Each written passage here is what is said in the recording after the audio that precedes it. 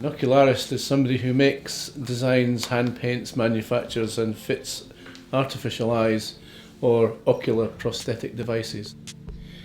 Every day, completely different. Every case is different. No two people have got the same coloured eyes.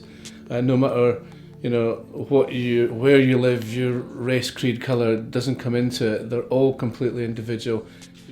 We would have a little shell like this with a tube on the end. That goes into the patient's socket, and we would place the material through the syringe and inject that down into the socket. And then that, when it sets in about 90 seconds, can be removed, and we would have a reverse image of the patient's eyeless socket.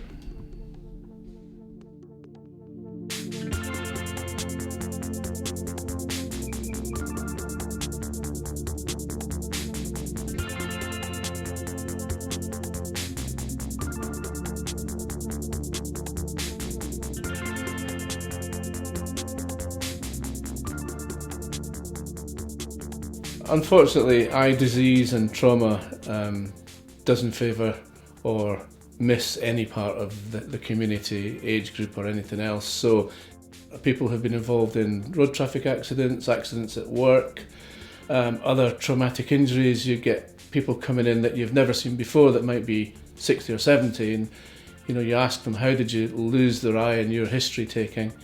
And a lot of it is, my brother accidentally shot me in the eye with an arrow, or had a sling or a pellet from an air gun, all sorts of stuff. Some pretty horrendous accidents, simple things. One that always makes me feel pretty sick, so I might as well tell you.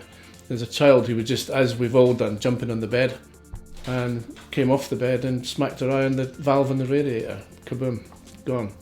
So, simple things like that, and I think that people maybe generally don't realise just how precious their eyes and their eyesight is.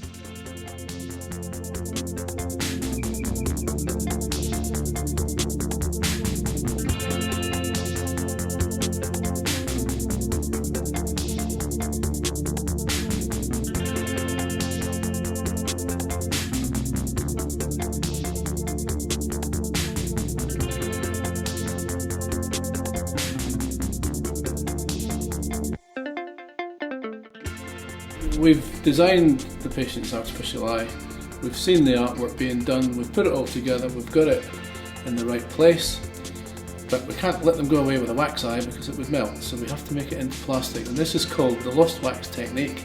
It's an ancient technique that was used way back in Roman times, casting jewellery, things like that.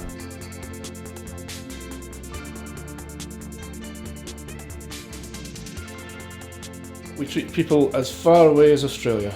We have patients, 3 or 4 people that come from Australia, a couple from New Zealand, Nigeria, Africa, Scotland, Ireland, England, Wales, Europe.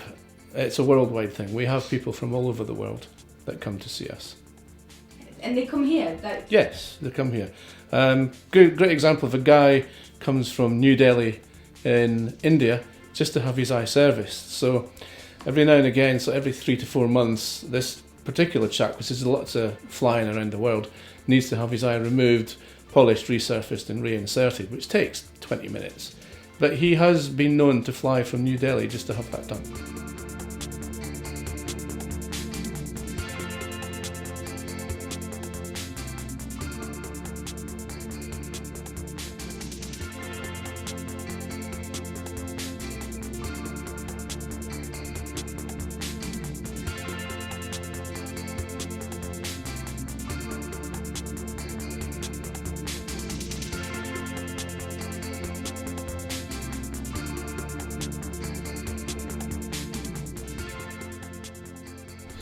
This is